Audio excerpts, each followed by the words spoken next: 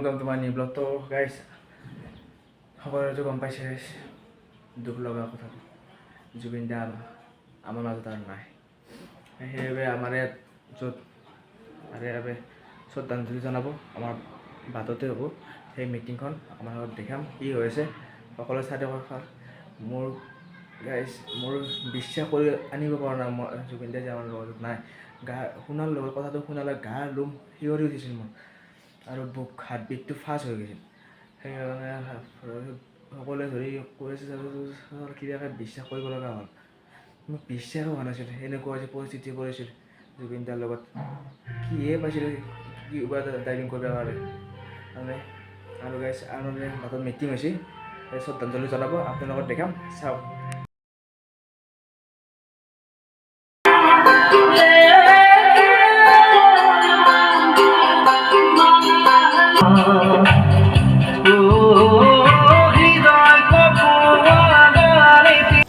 তো guys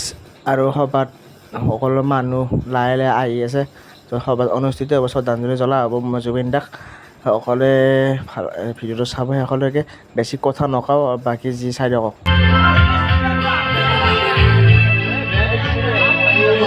light চাইট পূৰা দি দিছে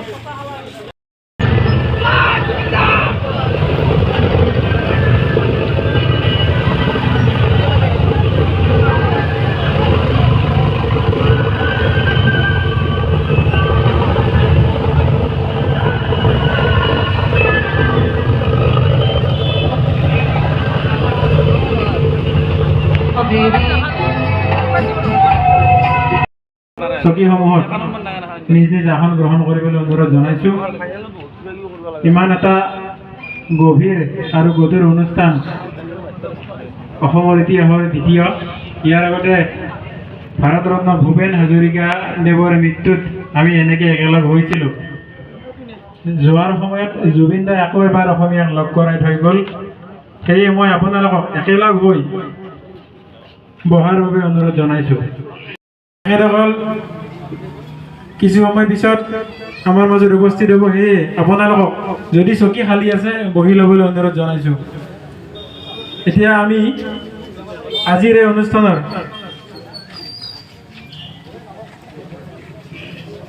সন্মানীয় আমাৰ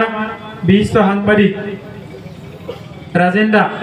এই সভাখনৰ উদ্দেশ্য ব্যাখ্যা কৰিবলৈ অনুৰোধ জনাইছোঁ সন্মানীয় শোকবিহল বৰক্ষেত্ৰীবাসী ৰাইজ সকলো এটা দুখ মন লৈ আমি ইয়াত উপস্থিত হৈছোঁ 1972 18 নৱেম্বৰ তাৰিখে মেঘালয় তুৰাত জন্মগ্ৰহণ কৰা জুবিন দা আমাৰ মাজত নাই বুলি ক'লে সকলোৰে হৃদয় কঁপি উঠে 52টা বৰ্ষ অতিক্ৰম কৰা এই জুবিন দাৰ এই শুভাকাংক্ষী ফ্ৰেণ্ড ক্লাব সকলোৱে মিলিত হৈ আমাৰ মুকালমস্থিত ষ্টেট বেংকৰ শাখা প্ৰবন্ধক মাননীয় ৰতন কলিতাদেৱে তেখেত এগৰাকী সুসাহিত্যিক গল্পকাৰ প্ৰবন্ধকাৰ সাংস্কৃতিবান কৰ্মী তেখেতৰ উদ্যোগত তেখেতে বৰক্ষেত্ৰীৰ এজন নাগৰিক হিচাপে বৰক্ষেত্ৰীবাসীক ইয়াত সংলগ্ন কৰি এই মহান বিশ্ববৰেণ্য জুবিন দাৰ এই মৃত্যু তিথিত এই মৃত্যুৰ শোক বিভল দিনত 52গৰাকী ব্যক্তিৰ দ্বাৰা বন্তি প্ৰজ্বলন পুষ্পাঞ্জলি আৰু তেখেতৰ আত্মাক মংগল কামনা কৰাৰ উদ্দেশ্যে আজিৰ এই সভাখন অনুষ্ঠিতভাৱে আহ্বান কৰা হৈছে এই সভাৰ উদ্দেশ্য 1 মিনিট সময় মনৰ প্ৰাৰ্থনা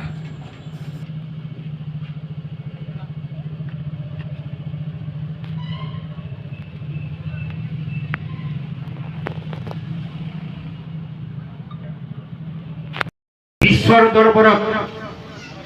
গীত গাই মানুহৰ অন্তৰ জয় কৰা জুবিন দা আমাৰ মাজত নাই হয়তো আজি নিশা তেখেতৰ কাই আমাৰ মাজত উপস্থিত আছে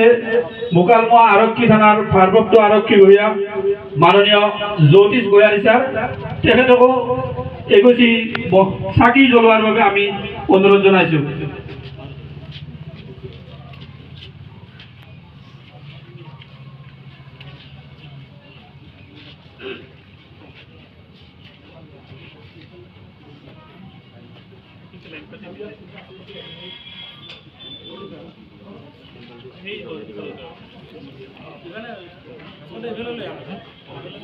আমাৰ মাজত উপস্থিত থকা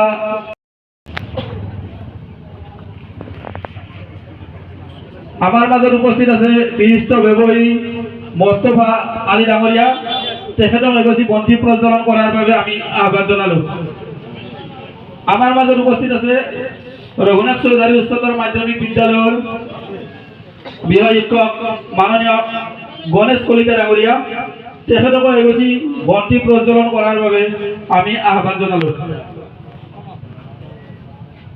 আমাৰ মাজত উপস্থিত আছে এগৰাকী সাংস্কৃতিক ব্যক্তি অৱসৰপ্ৰাপ্ত শিক্ষক মাননীয় মজহাৰুদ্দিন আহমেদ ডাঙৰীয়া, তেখেতকো এগছি বন্তি প্ৰজ্বলন কৰাৰ বাবে আমি পৰদৰে অনুৰোধ জনালো। আমাৰ মাজত উপস্থিত আছে কালজি নিবাসী অনিৰুদ্ধ বৰ্মন ডাঙৰীয়া, অৱসৰপ্ৰাপ্ত শিক্ষক, তেখেতকো এগছি বন্তি প্ৰজ্বলনৰ বাবে আমি অনুৰোধ জনালো। আমাৰ মাজত উপস্থিত আছে চামতা প্ৰেছ ক্লাবৰ জুবিনদাৰ নামত এডাল গছ ৰোপণ কৰা হ'ল। ৰতন কলিতাদেৱক দুআষাৰ ক'বলৈ আমি অনুৰোধ জনাইছোঁ।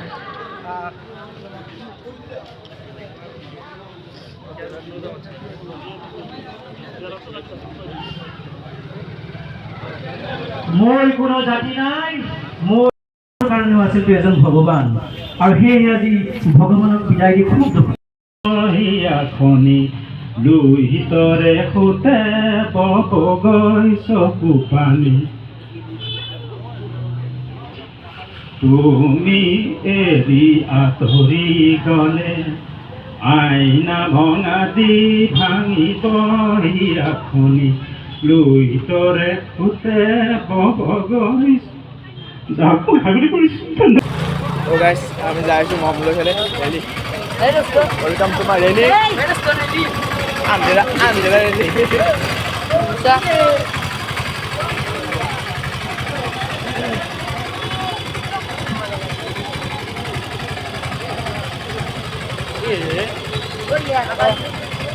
আটটা বাজে বলে অফ করবে আসছি আগরটা আগরটা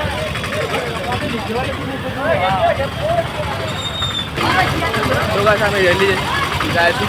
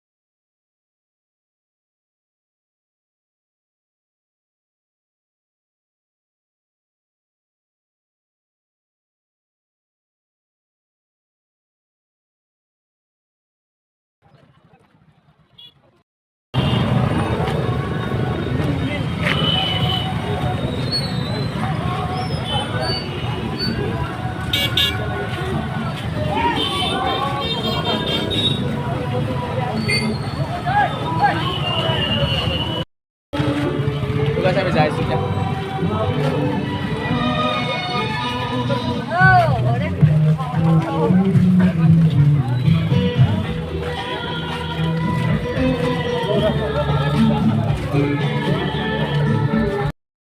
আই বলে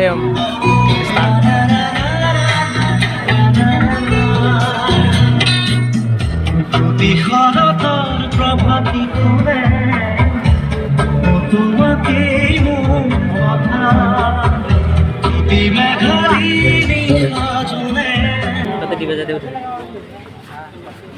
প্রয়াত গণশিল্পী অসম ৰত্ন জুবিন গাৰ্গদেৱক শ্ৰদ্ধাঞ্জলি দিয়াৰ নিমিত্তে আমি আয়োজন কৰা এই শ্ৰদ্ধাঞ্জলি উপস্থিত মোগল মহাঞ্চলিক ক্ৰীড়া সন্থাৰ সদস্যবৃন্দ আৰু আমাৰ শুভাকাংক্ষীসকল, জুবিনদাৰ শুভাকাংক্ষীসকল, অনুষ্ঠানৰ প্ৰাক মুহূৰ্ত আমি সন্মানীয় অনুষ্ঠানটি চলাই নিবলৈ সন্মানীয় গণেশ কলিতাদেৱক অনুৰোধ জনাইছোঁ।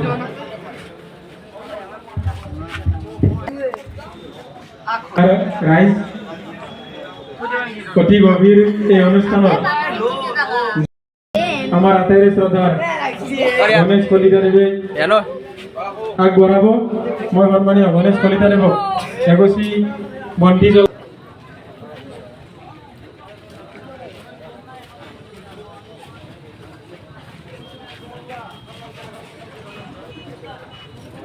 এইবাৰ আমি